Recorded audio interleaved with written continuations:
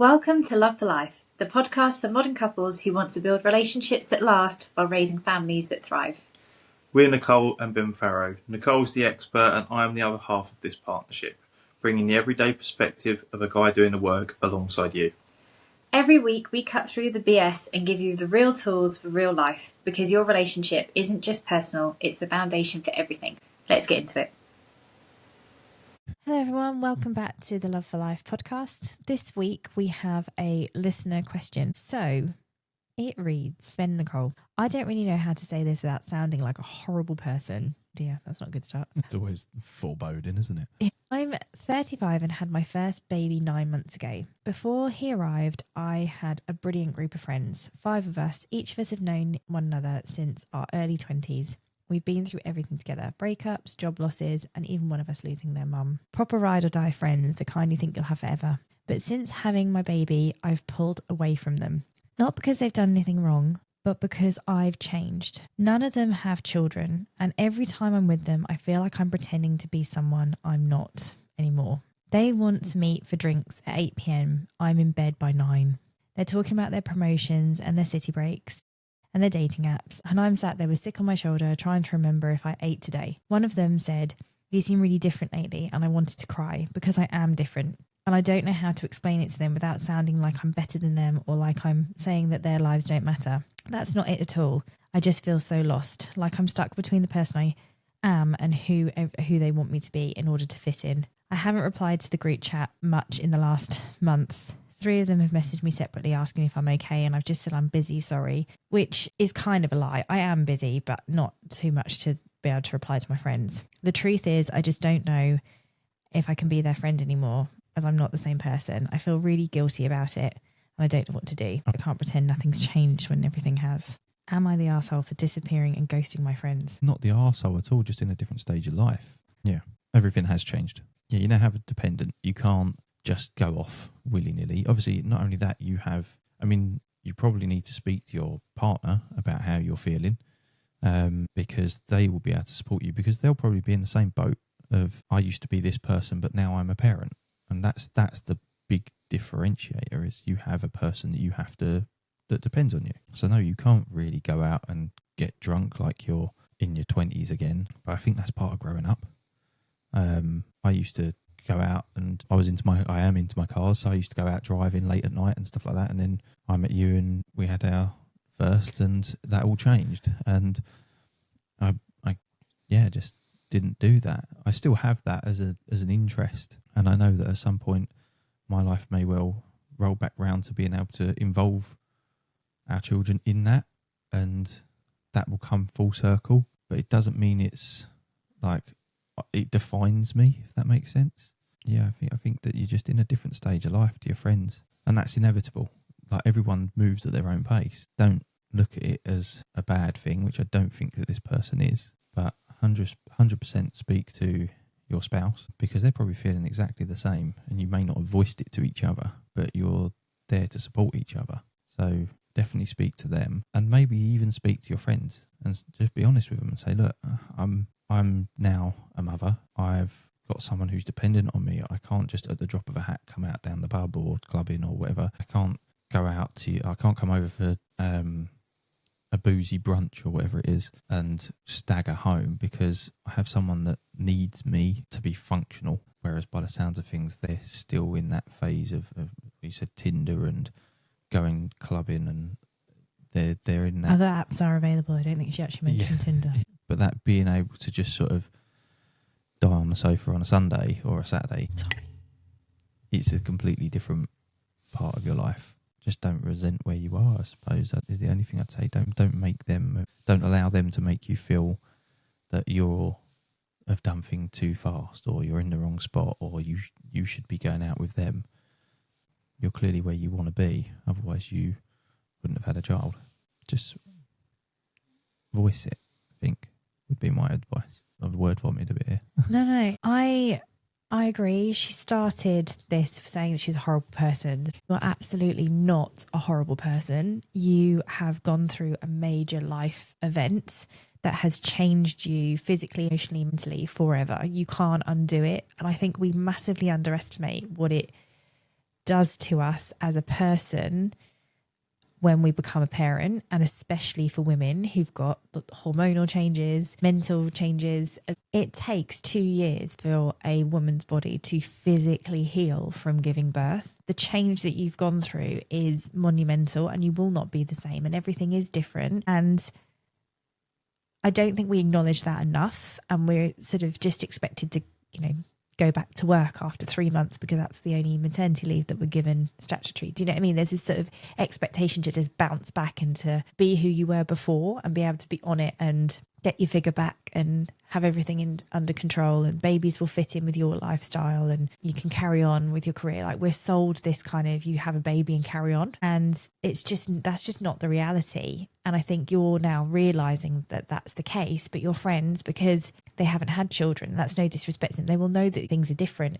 But unless you've gone through having a child and becoming a parent, I don't think you can really get your head around what that change is. I know I didn't. I had older sisters who'd had children, but I still didn't fully comprehend the change that I was going to feel and what I was going to go through and how it was going to change me. And it's probably the same for you, for men as well, that it's a big change. And you said that they've been your ride and die, and you've gone through breakups and career changes and even together, but you've been navigating that and been at the same stage, all of you. And this is, by the sounds of things, the first time where you've been at a different stage to them. And that's why there's this sort of disparity in where you are. That's nothing wrong with them, and there's nothing wrong with you.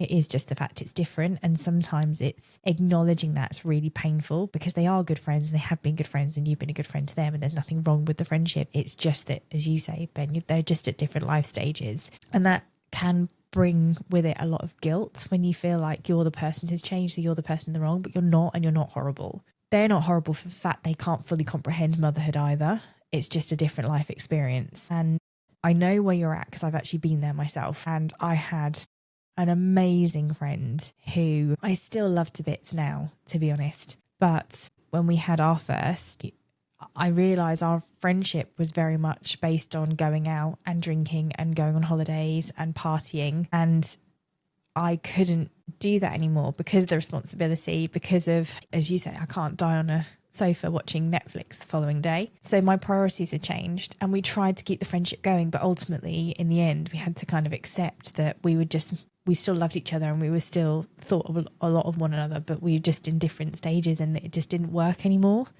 And it's really hard to deal with that, I think, when no one's done anything wrong, and none of you have. Nobody's wrong in this situation. It's just that life's taken you on a different path to where they're at.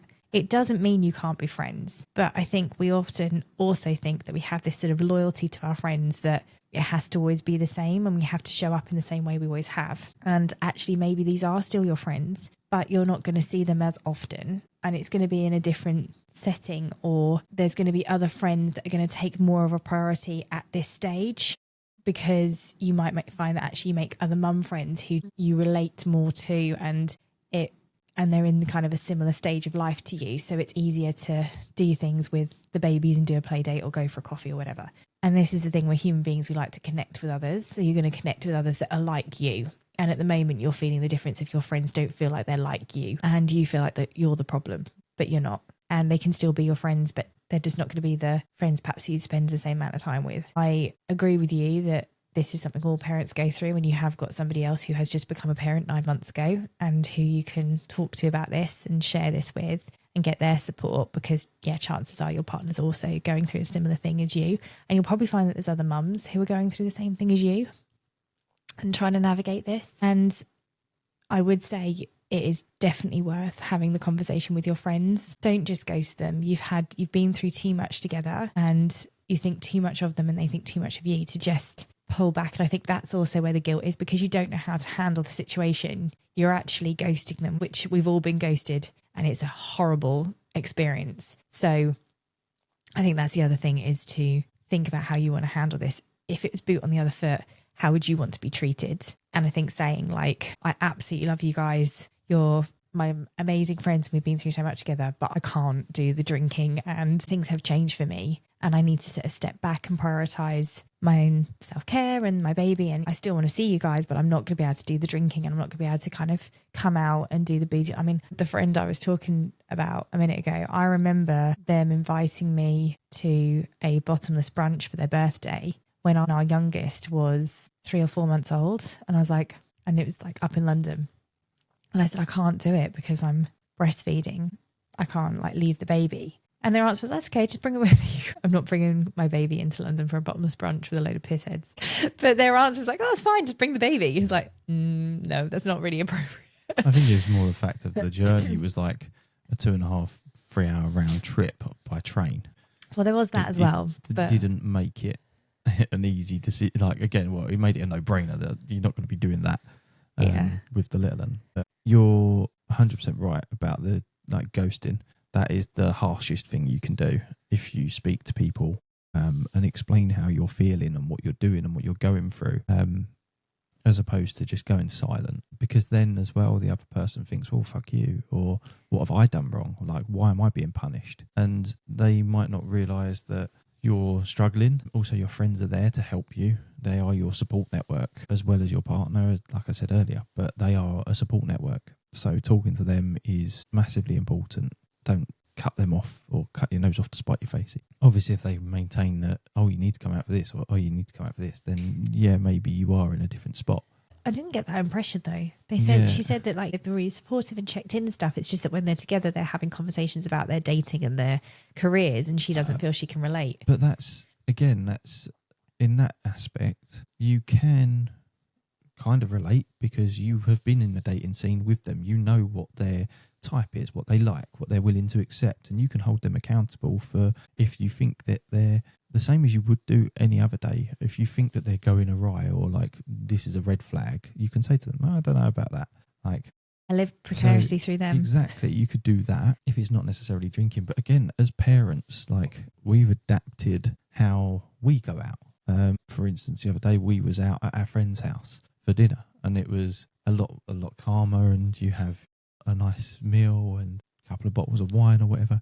You still get your fix of going out and being social, but granted, you'll more likely do it with other parents from the school because they're in the same boat as you. If you can get childcare or they can get childcare, you go to one of the other's houses. If you both get childcare, you full adult mode and get to go out.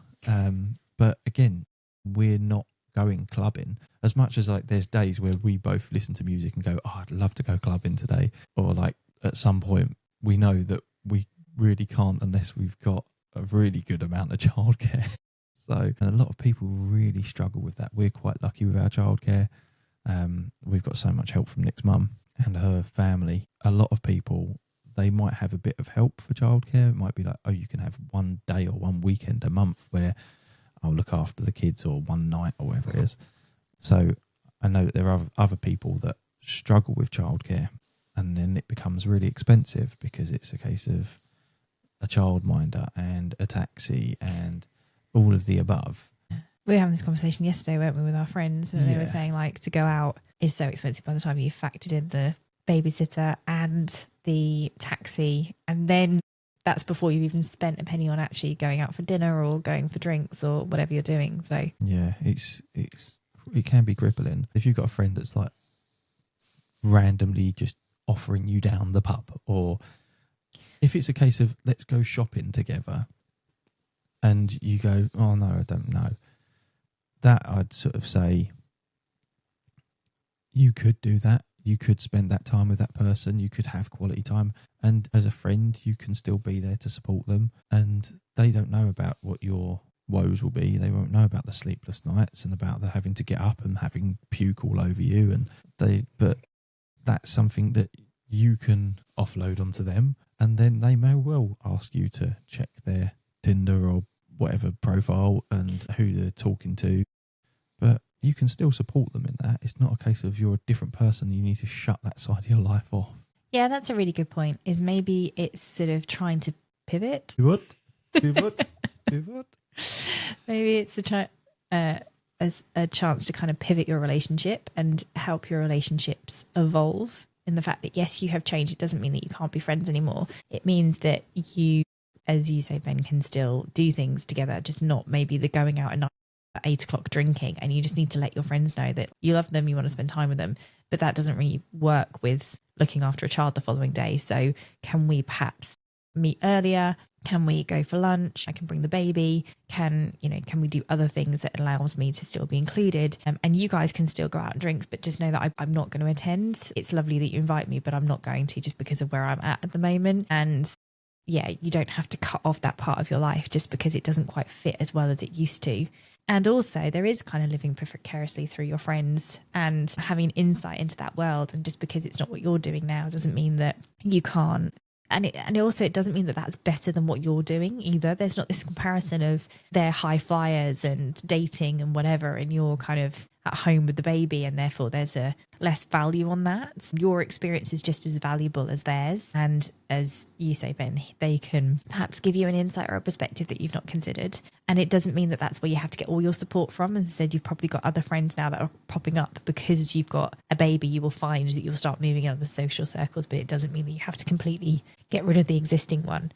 And perhaps it's just a case of different priorities and letting them know that you still love them, but you have different priorities right now. So you can't do the late drinks, but you can still do this, or you would still like to hang out with them in a different way. But the most important thing is do not ghost them, because then that really will end what has been beautiful friendships up until this point. You have a chance to evolve the friendship if you can.